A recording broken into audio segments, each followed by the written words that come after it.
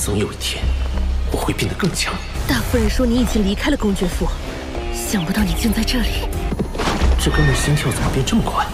你敢违抗我？怎么可能？就凭你这样的身手，也想赢我？你不要伤害他！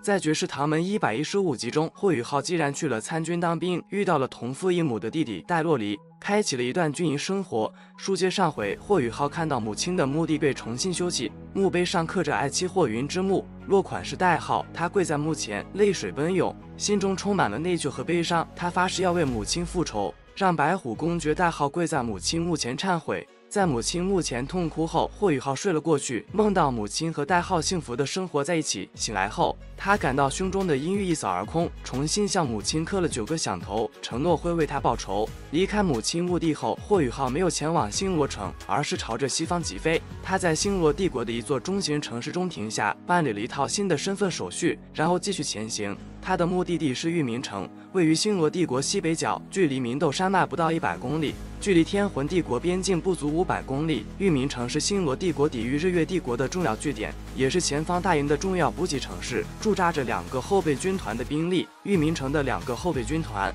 第4后备军团和第6后备军团都是满编的，每个军团15000人，随时准备补充前线。这里也是西方集团军的重要粮仓，防卫严密，由白虎公爵最信任的手下负责。最近，第6后备军团正在征召新兵，因为一批超龄老兵退役，尽管星罗帝国延长了兵役年限，但每年仍有不少老兵退下来，需要新兵补充。征兵工作不算顺利，因为边境紧张，许多家庭不愿让孩子参军，但仍有年轻人为了军功前来报名。第6后备军团的征兵处是在玉明城西侧，老兵们卖力的呼喊，吸引年轻人报名。征兵测试很简单，主要是测试力量，通过后会进行新兵培训，通过测试的士兵会得到相应的军衔和待遇。下等兵每月4枚银魂币，上等兵每月6枚银魂币。霍雨浩化名为唐东来到征兵处，递上身份证明后，被要求举石锁。他轻松地举起了最大的石锁，令军官惊讶。他被授予上等兵的金属牌子，随后前往军需官处领取装备和饷银。霍雨浩选择以普通士兵的身份参军，是为了通过积累军功来证明自己的实力，最终为母亲证明和复仇。他不想走捷径，而是要像白虎公爵一样，通过自己的努力逐步攀登。他隐瞒了自己的真实身份，以唐东这个名字开始新的旅程。军需官给他发放了上等兵的装备，包括皮甲、长枪、布衣兵符和饷银，并告诉他到军营左侧的教场报到。霍雨浩换上军服和皮甲，手持长枪和军服，小跑前往军营左侧的教场。教场极大，第6后备军团的士兵们正在操练，方阵严整，骑兵奔腾。星罗帝国的军团建制从小队到军团依次递增，后备军团的战斗士兵由9个师团组成，总兵力15000人。霍雨浩很快找到新兵集合处，那里聚集了约几百名新兵，显得松散。3名锁子甲军官站在新兵前方，其中1名壮硕军官注意到霍雨浩的上等兵披甲，感到惊讶。他让霍雨浩展示力气，霍雨浩轻松应对，显示出强大的身体素质。军官满意后，让他加入新兵队伍。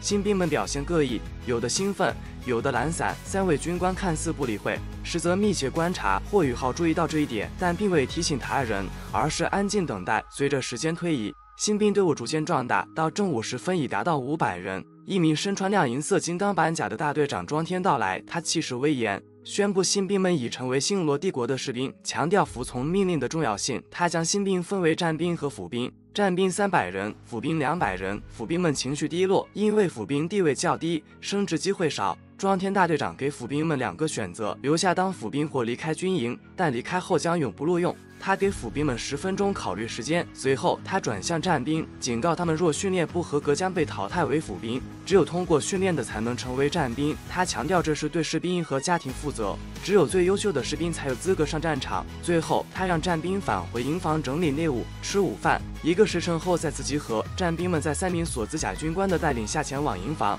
，300名战兵被分配到10个营房，每个营房30人。霍雨浩被分配到1号营房，并成为营房负责人。新兵们进入营房后，纷纷抱怨军营生活的艰苦。霍雨浩则选择了一个角落的铺位，简单的安置好自己的物品。他利用精神力感知营房内的每一个人，发现大多数新兵都不适应军营生活，但也有少数人表现得比较平静。霍雨浩站起身，用力拍掌吸引大家的注意，然后发表了一番讲话，强调团结的重要性。他指出，只有表现优秀才能成为战兵，而团结是战胜其他营房的关键。然而，他的建议并没有得到所有人的认同。一名肥胖的新兵不屑一顾，甚至试图推搡霍雨浩。霍雨浩果断地制服了这名胖子新兵，展示了自己作为营房负责人的权威。他宣布，不服从命令的新兵可以尝试打败他，否则必须听从指挥。随后，另一名新兵王小电挑战霍雨浩，也被轻松制服。经过这2次展示，其他新兵对霍雨浩的态度发生了变化，不再轻视他。霍雨浩带领新兵们前往食堂吃饭，食堂是露天的，由后勤兵将饭菜送到每个大队。庄天大队长亲自为新兵们打饭，展现了他的威严和关怀。霍雨浩对星罗帝国军队的素质印象深刻，认为这种恩威并施的管理方式非常有效。庄天大队长和3名中队长对霍雨浩带领的第1营房新兵们整齐的队列感到惊讶。霍雨浩带领新兵们有序的打饭并用餐，庄天对他的表现表示赞赏，并鼓励他继续努力。霍雨浩回到新兵们中间，与他们一起用餐。庄天和中队长们讨论了霍雨浩的表现，认为他是个好苗子，但还需要进一步调查他的来历。霍雨浩对此并不担心，因为他伪造的身份资料非常完善，足以应对调查。午餐结束后，新兵们返回营房休息，1个时辰后再次集结。霍雨浩带领的第1营房新兵们最先到达教场，庄天对他们的表现表示满意。新兵们在庄天的鼓励下站得笔直，希望在上官面前表现良好。庄天向新兵们介绍了3名中队长，并宣布了集训的规则。3个月后，一半的新兵可能会被淘汰成为府兵或回家，能否留下取决于集训成果。他强调军人以服从为天职，并命令新兵们开始站军姿，直到太阳落山，松懈着将收到鞭打。3名中队长拿出马鞭，监督新兵们站军姿。随着时间推移，许多新兵开始摇摇欲坠，甚至有人晕倒。军医会将晕倒的人抬下去，而撞晕的则会被鞭打。霍雨浩凭借强大的精神力和身体素质，轻松地站军姿，甚至进入冥想状态，享受这段难得的休息时间。1个半时辰后，只剩下1/3的新兵还站着，大多数人已经晕倒或被搀扶下去。霍雨浩所在的营房中，只剩下5、6个人还在坚持，包括王小电和那名脸色冷峻的青年。霍雨浩注意到，这名青年身上有魂力波动，虽然不强，但作为一名魂师，选择从普通战兵做起，显得非常特别。霍雨浩凭借强大的身体素质和精神力，在站军姿的训练中轻松坚持到最后，而其他新兵大多已经倒下，最终只剩下他和一名面容冷峻的新兵戴洛里。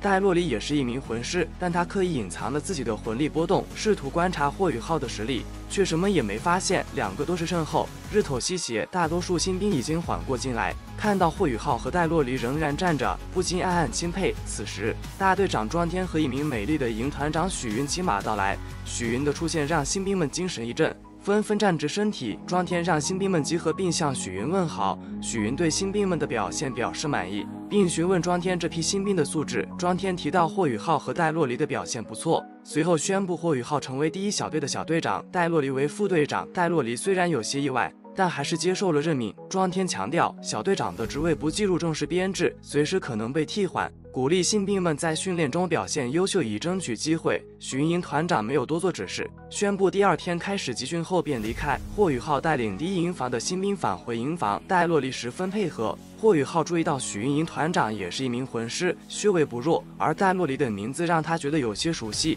经过1天的训练，新兵们疲惫不堪，吃过晚饭后纷纷入睡。霍雨浩坐在铺位上，听着鼾声，思绪万千。霍雨浩在营房中思考着王冬儿的去向，心中满是担忧和思念。这时，戴洛里打断了他的思绪，提出要和他谈谈。2人走出营房，来到教场。戴洛里直截了当地要求霍雨浩让出队长的位置，但霍雨浩拒绝了。戴洛里提出通过较量来决定队长的位置，霍雨浩同意了。戴洛里率先发动攻击，但霍雨浩凭借强大的身体素质轻松抵挡并反击，将戴洛里摔倒在地。戴洛里不甘心，催动魂力，身体迅速膨胀，展现出白虎武魂。霍雨浩认出戴洛里的武魂后，意识到他可能是自己同父异母的弟弟。他记得小时候，戴洛里的母亲曾对他们母子十分照顾。戴洛里再次发起攻击，但霍雨浩决定好好调教一下这个弟弟。他向戴洛里招手，示意他继续攻击。戴洛里虽然拥有魂师的力量，但霍雨浩凭借强大的身体素质和战斗经验，自信能够应对。戴洛里冲向霍雨浩，双爪扣向他的肩膀，但霍雨浩依然平静应对。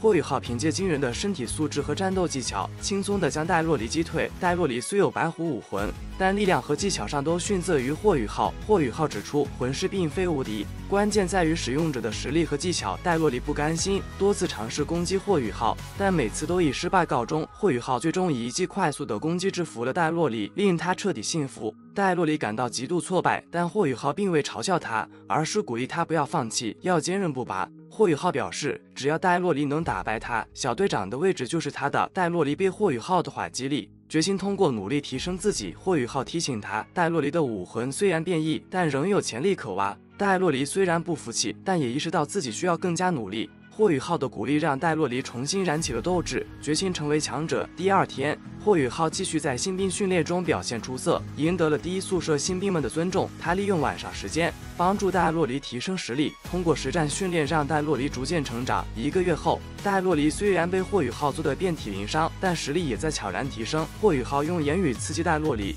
让他在愤怒中不断挑战自己。一天晚上，戴洛离再次与霍雨浩对峙，释放出白虎武魂，试图反击。霍雨浩轻松躲避并反击，戴洛离则在愤怒中全力抵抗。就在两人激战正酣时，一声低低的惊呼响起，戴洛离在与霍雨浩的切磋中再次被击败。许云营团长出现并目睹了这一幕，许云对戴洛离的表现感到惊讶，认为他作为魂师既然打不过一个普通士兵。霍雨浩则解释说，武魂并不代表一切，普通人也可以强大。许云不信，决定亲自试试霍雨浩的实力。霍雨浩迅速发动攻击，将许云踹飞，令他感到羞愤。许云释放出星光武魂，发动了第二魂技星光闪耀，但霍雨浩凭借强大的精神力和敏捷的身手轻松躲避并接近他。许云又发动了第三魂技星爆，霍雨浩再次展现出惊人的能力，不仅成功抵挡，还将星爆还给许云。戴洛离担心许云受伤，冲过去保护他，而霍雨浩则趁机逃离现场。许云对霍雨浩的实力感到震惊，不明白一个没有武魂的人为何能如此强大。霍雨浩回到营房，安然无恙地躺在床上，仿佛什么都没发生过。